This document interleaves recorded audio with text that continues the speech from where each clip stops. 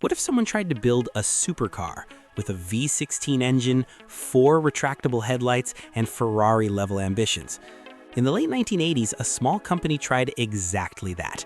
The result was one of the most insane supercars ever built, the Cizeta-Moroder V16T. And somehow, it almost managed to compete with Ferrari and Lamborghini. But the story behind it is even crazier.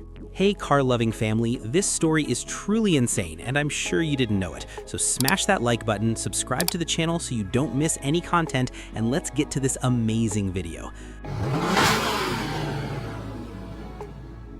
The mastermind behind the car was Claudio Zampolli. He wasn't your typical entrepreneur. Zampolli was in fact a former Lamborghini engineer who later moved to the United States, where he opened a luxury car service shop in Los Angeles. His clients? Hollywood celebrities and extremely wealthy collectors. But Zampolli had a dream. He wanted to build the ultimate supercar, something more extreme than anything Lamborghini or Ferrari had ever done. To turn this dream into a reality, he partnered with music legend Giorgio Moroder.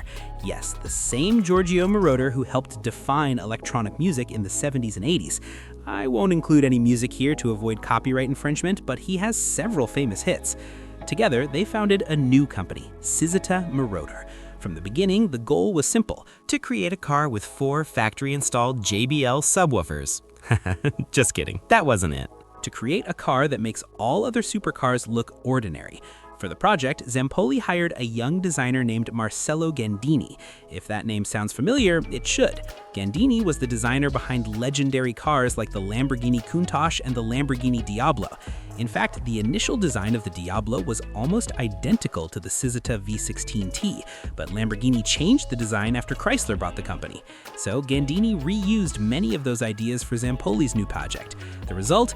A dramatic wedge-shaped supercar with one of the most unusual features ever seen: 4 retractable headlights, 2 on each side.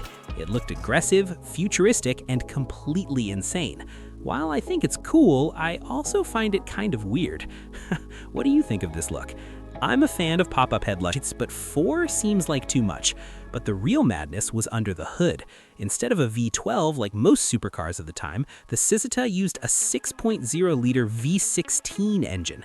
Yes, 16 cylinders, but it wasn't built in the traditional way. Essentially, the engineers combined 2 Lamborghini-style V8 engine blocks to create the V16. The engine produced around 540 horsepower, which in the late 1980s was absolutely enormous. Power was transmitted to the rear wheels via a 5-speed manual transmission. The car could reach around 328 kilometers per hour, or 204 miles per hour. Man, it was literally a rocket with 4 wheels. This placed it exactly on the same level as the Ferrari F40 and the Lamborghini Diablo, the 2 most hyped cars of the time. But there was another unusual detail. The engine was mounted transversely behind the driver. That's where the T in V16T comes from. A transverse V16, something almost no other supercar has ever attempted. In 1988, the car was finally unveiled in Los Angeles, and it immediately caught attention. A V16 engine, bold design, handcrafted Italian engineering. In theory, the Cizeta V16T seemed to be the next great supercar. The price? Around $300,000 at the time. That's equivalent to almost $800,000 today, adjusted for inflation. And that's where the problems began. Despite the incredible engineering, the company quickly found itself in serious trouble. First problem, production costs. The car was extremely complicated to build. Each V16 engine was hand-assembled and incredibly expensive. Second problem, the stock market crash in the early 1990s. The global economy slowed down and the supercar market collapsed. Even Ferrari faced difficulties during this period. Everyone faced difficulties. For a small new company like Cizeta, it was devastating. I even released a video here on the channel about the Bugatti EB110, which had practically the same problem. Check it out later. But then, to make matters worse, another problem arose. Giorgio Moroder ended up abandoning the project, leaving Zampolli to manage the company alone. Without strong financial support, production decreased drastically.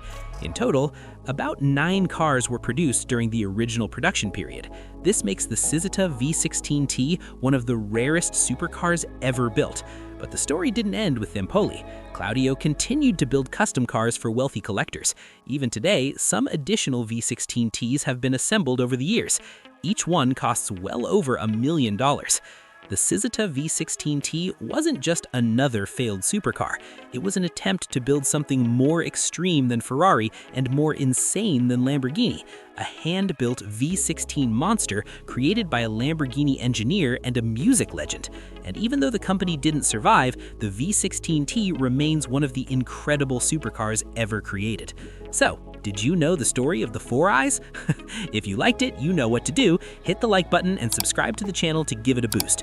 If you found this content cool, explore the channel. There are already several insane stories on the air. Welcome to the Forbidden Garage, where no automotive story is forgotten. Thanks, and see you next time.